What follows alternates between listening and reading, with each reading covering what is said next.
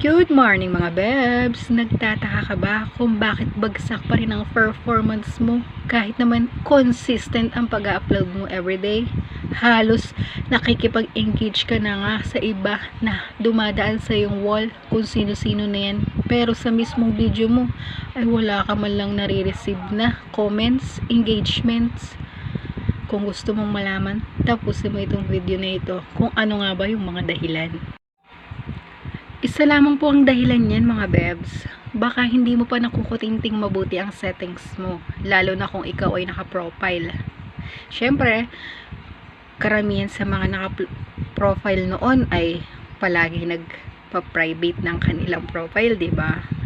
Nung natuto na tayo at gusto na natin kumita dito, nag-on na tayo ng dashboard natin. Pero sa settings natin ay hindi natin na-i-on lahat. Kaya tuturuan kita kung paano nga ba dumagdag ang mga engagement mo sa iyong mga videos. Kasi minsan, based sa akin sa experience ko, may mga nagko-comment sa akin. May mga nagsishare. So, yung ibang nagsishare sa akin, basta nakita ko, binabalikan ko yan. Nagti-thank you ako sa kanila, sa pag-share nila ng video ko.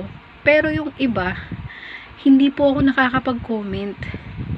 Ano nga ba yung dahilan? Bakit hindi ako nakakapag-comment?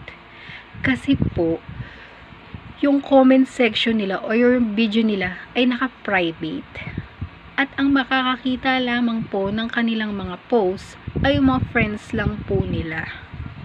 Tama po. Naka-private po kayo. Kaya hindi po kayo nakakatanggap ng engagement or comment back galing sa iba. Kaya yung performance mo hanggang ngayon ay bagsak pa din. So, tuturuan kita ngayon kung paano nga ba ito i-on lahat at i-public. Sundan mo lamang itong video na ito. Sa iyong menu ay pumunta ka dito sa Settings and Privacy. And then, pindutin itong Settings. Pagkatapos, ay pumunta ka sa iyong Page Settings. And then, pindutin mo itong privacy.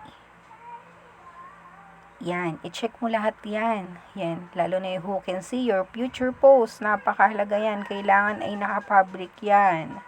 Who can see your stories.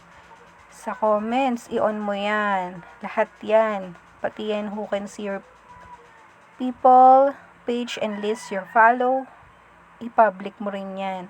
At kapag na-sure mo na na-public mo yan at na-i-on mo na yan, pumunta naman tayo dito sa public post. Ayan. Dito napakalaga nito. Kailangan lagi kang naka-public. Public. The more public, the more na comments and engagement ang marireceive mo. Pati dito sa Reels. Kailangan naka-allow yan para ma-share ang videos mo at saka stories. Kasi kapag hindi yan naka-on, useless. Wala ka talagang marireceive na engagement. Kasi yung mga friends mo lang ang makakakita.